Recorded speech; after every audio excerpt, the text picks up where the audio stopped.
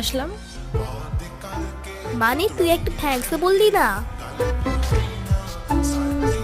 না তো।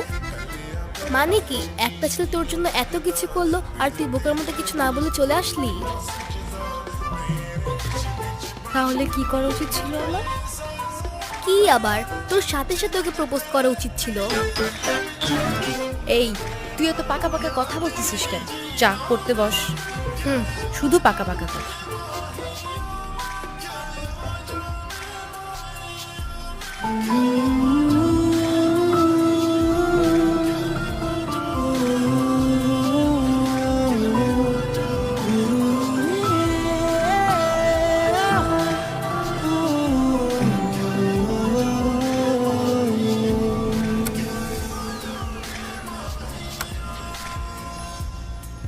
ভাই, কাহিনী শুনছো?